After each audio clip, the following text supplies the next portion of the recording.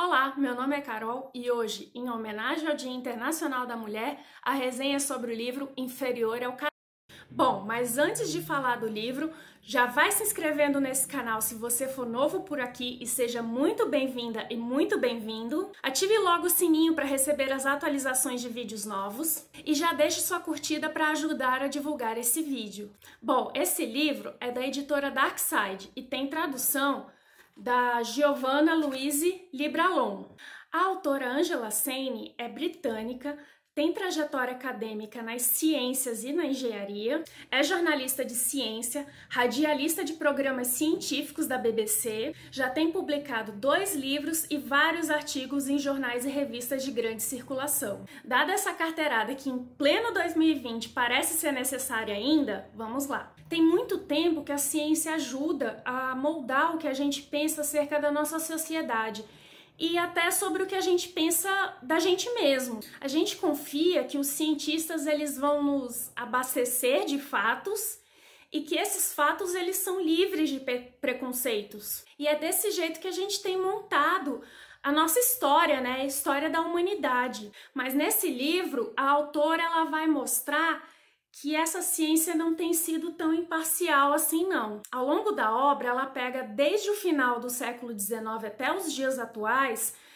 tentando descobrir por que aquilo que se acredita ser verdade é na realidade equivocado. E ela dividiu os capítulos nos temas que costumam ser os mais polêmicos quando se trata das diferenças entre os sexos, onde a jornalista ela foi atrás de experimentos de cientistas e suas teses sobre essas diferenças e de algumas respostas a essas teses. Então que já de cara não é difícil concluir que se a ciência é tão tendenciosa é porque tem mais cientistas homens. Em janeiro de 2005, o presidente da Universidade de Harvard, o economista Lawrence Summers, em uma conferência particular, sugeriu que a triste verdade por trás do fato de haver tão poucas mulheres cientistas de renome em universidades de elite poderia, em parte, ter a ver com questões de aptidão natural. Em outras palavras, que existe uma diferença biológica entre homens e mulheres. Bem, se um homem se sente à vontade para falar isso na frente de tantas pessoas, é porque ele sabe que não está sozinho nesse tipo de pensamento. E em um estudo publicado em 2012 foi investigado o problema do preconceito presente na ciência. Foi conduzido um experimento onde se pedia a mais de 100 cientistas que avaliassem um currículo apresentado por um candidato a uma vaga de chefe de laboratório. Todos eram iguais, só que metade deles tinha nome de mulher e a outra metade nome de homem. Aí foi solicitado a esses cientistas que eles fizessem comentários acerca desses possíveis empregados, né? Aí eles avaliaram os currículos femininos como muito inferiores em competência e empregabilidade. Eles se mostraram menos dispostos a orientar essas candidatas mulheres e ofereceram salários iniciais muito menores. Curiosamente, o gênero dos docentes participantes não influenciou nas respostas, tanto que docentes do sexo feminino e do masculino se mostraram igualmente propensos a apresentar preconceito contra a aluna.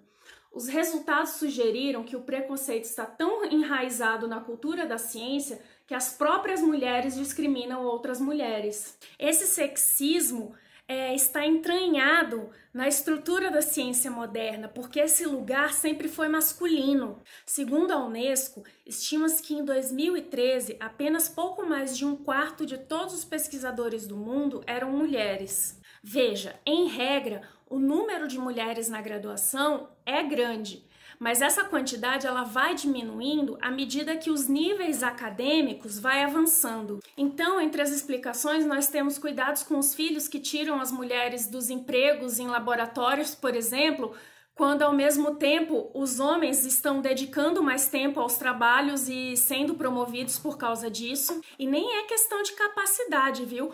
Porque, segundo pesquisadores, mulheres não casadas e sem filhos têm probabilidade 4 vezes maior de conseguir um cargo acadêmico do que homens não casados e sem filhos também. Aí também tem a questão da diferença de remuneração entre os sexos, que, por exemplo, no Reino Unido, essa variação chega a ser de 24% no setor de atividades científicas e técnicas. E olha que o Reino Unido é país de primeiro mundo. E há ainda o trabalho doméstico, que mulheres executam mais vezes do que os homens, incluindo aí o cuidado físico com as crianças. E para fechar, tem um problema que só recentemente tem vindo a público, que é o assédio sexual. Não tem como não desanimar, né? Mas segundo as estatísticas, temos exceções em alguns lugares e em algumas áreas das ciências. Em certas áreas de estudo, as mulheres são mais numerosas que os homens, tanto em nível universitário como no local de trabalho. Em geral, há mais mulheres que homens no estudo das ciências da vida e da psicologia. E, em algumas regiões, as mulheres estão muito mais bem representadas na ciência como um todo, o que sugere que a cultura também desempenha um papel na questão. Na Bolívia, 63% de todos os pesquisadores científicos são mulheres. Na Ásia Central, elas são quase a metade. Na Índia, as mulheres constituem 1/3 do total de alunos nos cursos de engenharia. No Irã, é igualmente grande a proporção de mulheres cientistas e engenheiras. Se as mulheres fossem realmente menos capazes de fazer ciência do que os homens, não veríamos essas variações, o que prova, outra vez, que a história é mais complicada do que parece. Aí a autora volta na história, contando que no início a ciência era tipo um passatempo voltado a entusiastas e que na época as mulheres ainda tinham algum acesso. Mas quando o negócio começou a se profissionalizar, o acesso a elas foi vedado. E a partir daí não era só nos altos níveis hierárquicos da ciência que as mulheres não tinham acesso.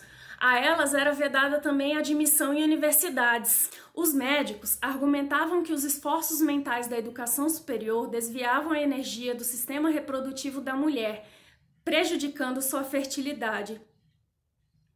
Também se pensava que a simples presença de mulheres poderia atrapalhar o sério trabalho intelectual dos homens.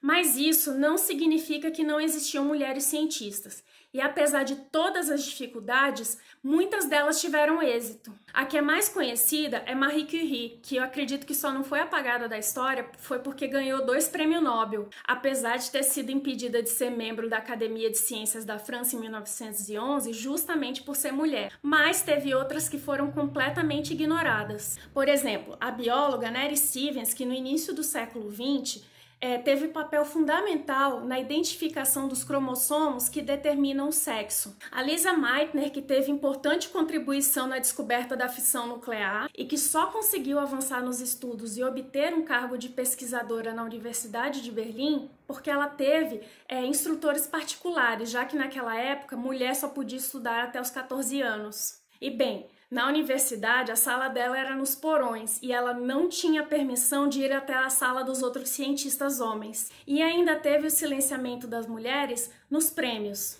O Nobel pela descoberta dos pulsares não foi dado a Jocelyn Burnell, que foi quem fez de fato esse grande avanço, mas foi dado ao seu supervisor, que era do sexo masculino. Massa, né? E como não dá para falar de todos os 8 capítulos, senão esse vídeo vai ficar imenso, eu vou falar um pouco desse primeiro capítulo que trata do estereótipo da inferioridade da mulher em relação ao homem. E mesmo assim eu vou ter que falar só um pouco. Mas vamos lá, né? Nesse capítulo, Angela Saine ela começa falando da correspondência que aconteceu entre o cientista Charles Darwin e Caroline Kennedy em 1881. Kennedy havia escrito para Darwin porque, durante um debate, alguém havia declarado que a inferioridade da mulher, passada, presente e futura, era baseada em princípios científicos. Então ela acreditava ser impossível que um gênio como Darwin acreditava que, por natureza, mulheres eram inferiores aos homens e que sua obra com certeza tinha sido mal interpretada. Aí, na carta, ela escreveu que se houve mesmo esse equívoco, a opinião dele seria de extrema importância para desfazer esse mal. O cientista respondeu com uma letra tão desleixada que mal dá para entender suas palavras. Certamente acredito que as mulheres, conquanto em geral superiores aos homens em qualidades morais, são inferiores em termos intelectuais. E parece-me ser muito difícil, a partir das leis da hereditariedade, se eu as compreendo de forma correta, que elas se tornem intelectualmente iguais ao homem. Para que superassem essa desigualdade biológica, as mulheres teriam de tornar-se provedoras como os homens. E isso não seria uma boa ideia, porque poderia prejudicar as crianças e a felicidade dos lares.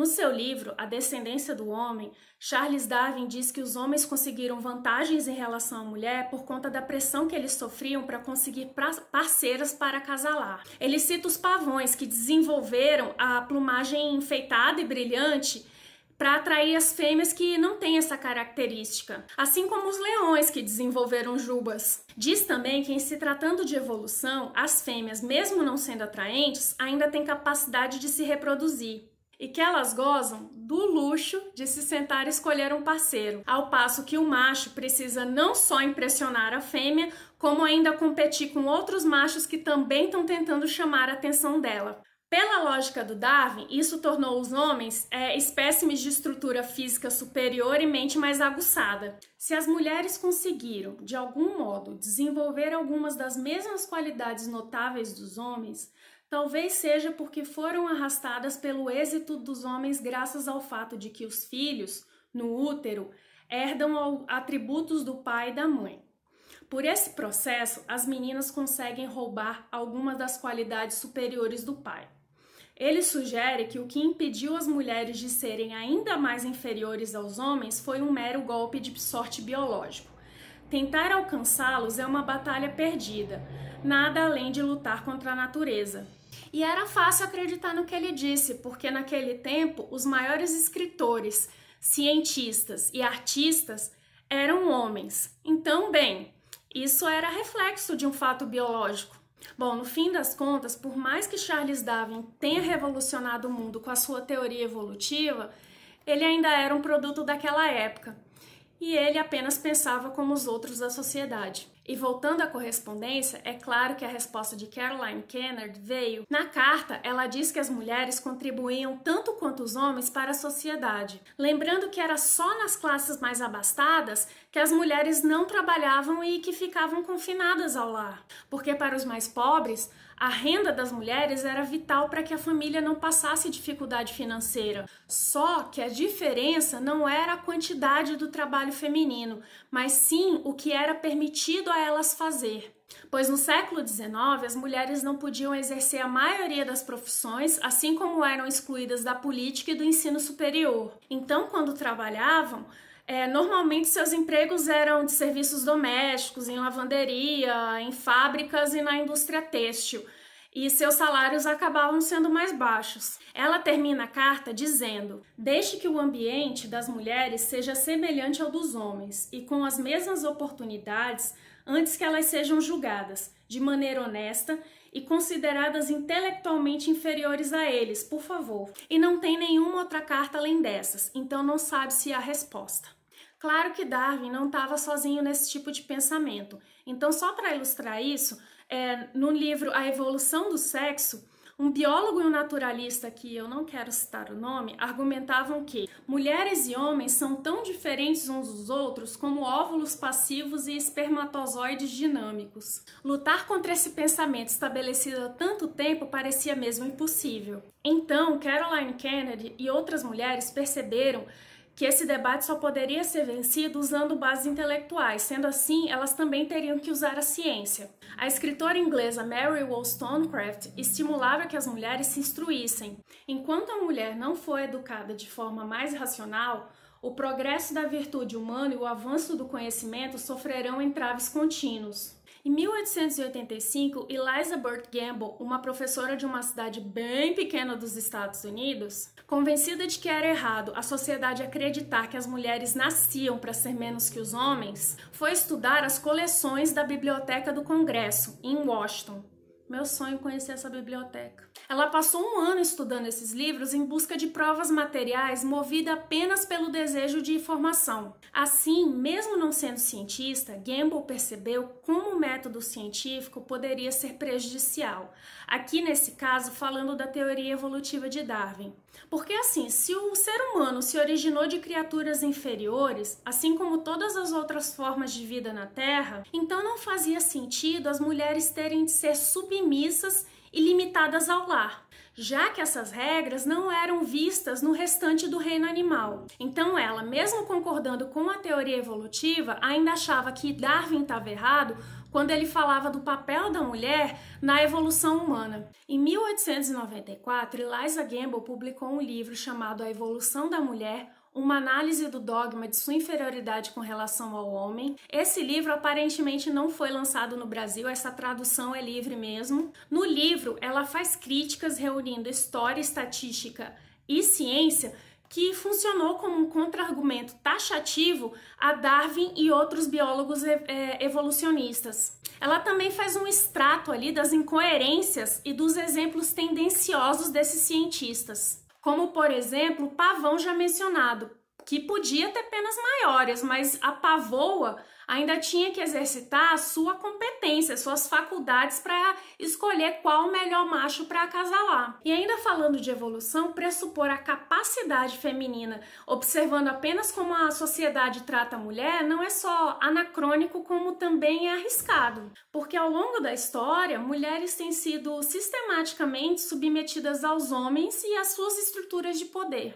Sendo assim, mulheres não eram inferiores aos homens por natureza, só aparentavam ser porque não tiveram oportunidade de aperfeiçoar suas competências. O livro A Evolução da Mulher foi resenhado nos principais jornais e periódicos da época, mas sequer deixou uma marca na história da ciência. E nos anos que se seguiram à morte de Eliza Gamble, cientistas foram tomados pela obsessão da diferença entre os sexos e de como poderiam distingui-la, medi-la e classificá-la, reforçando os estereótipos já existentes de que mulheres são inferiores aos homens. Como a jornalista se compromete com fatos, ela ressalta que não podemos simplesmente ignorar a biologia.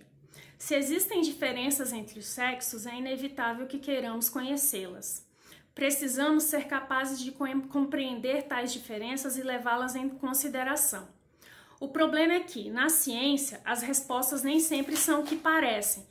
Quando recorremos aos cientistas em busca de uma solução, presumimos que eles serão neutros. Acreditamos que o método científico não pode ser parcial ou distorcido em desfavor das mulheres, mas estamos enganadas. E só para terminar, veja como uma visão parcial da ciência pode ser prejudicial. A saúde de uma mulher pode ser afetada não só por seu próprio comportamento, mas pelo comportamento daqueles que estão à sua volta. Desde o instante em que uma mulher nasce, ela é colocada em um lugar diferente de um homem. E isso marca o início de toda uma vida de diferenças também na maneira como médicos e pesquisadores médicos a abordam. Por exemplo, apenas recentemente é que os médicos começaram a reconhecer a intensidade das dores menstruais de algumas mulheres. Em 2016, o professor de saúde reprodutiva da University College de Londres, John Guillebaud, disse a um jornalista que a dor menstrual pode ser quase tão terrível como a de um infarto e admitiu que o problema não tem recebido a atenção que merece, em parte porque os homens não sofrem dele. Os trabalhos que Angela Saine analisa no livro abrangem neurociência, psicologia, medicina, antropologia e biologia evolutiva. E justamente porque ela trabalha com fatos, tem referências de todos esses estudos ao final da obra, um deleite para aquele leitor ou leitora que é mais curioso. E a autora também investiga estudos com destaque na mídia que alegam provar que estereótipos sobre mulheres também são corroborados pela ciência. Aliás, não tem coisa mais chamativa, seja num site ou na TV, uma nova descoberta da ciência sobre o homem ser isso e a mulher ser aquilo. Esse é um livro que te deixa com sentimentos conflitantes, porque tem cada absurdo aqui que, olha, o xingamento do título é justificado. Mas aí você quer abraçar o livro porque aparece pesquisadoras e pesquisadores dizendo: olha, meu filho, não é assim isso não. Tá vendo esse resultado aqui? A gente fez vários testes e o que você tá dizendo não é bem assim. Aí você fica com quentinho no coração. Eu gostei demais desse livro. Olha o tanto de marcação que eu fiz. Eu sublinhei várias partes, tem página que está sublinhado quase tudo. E apesar de ter muitas informações, tá tudo apresentado de forma muito clara, então você não sente que é uma leitura complexa, sabe? Mas é aquele livro assim que explode sua cabeça, que você fala assim: meu Deus, eu pensei essas coisas a vida inteira e de repente não é isso. Foi tanta coisa interessante que eu tive dificuldade de escolher qual dessas coisas eu iria abordar aqui no vídeo. Eu queria muito colocar o máximo de informações possíveis, mas o vídeo ia ficar imenso, sabe? Então não tem como. Eu realmente bati a cabeça para escolher e mesmo assim eu acho que ficou faltando muita coisa. É claro que eu indico demais esse livro, não só para pessoas que gostam de ciência, para aquelas pessoas que gostam sempre de aprender um pouco mais, como para todo mundo, porque você vai simplesmente tirar esses estereótipos da cabeça, aqueles estereótipos que a gente ficou repetindo sem nem questionar a vida inteira, sabe? E claro também que esse livro não é só para mulheres, homens com certeza vão gostar da escrita dessa autora. Bom, então eu vou deixar aqui na descrição o link de compra desse livro e comprando por ele você ajuda bastante o canal. E aí, gostou da resenha? Leu esse livro? Não leu? Tinha preconceito por causa do título do livro? Me conta aí nos comentários. Espero que tenha gostado desse vídeo, obrigada pela sua companhia, um grande beijo e até a próxima!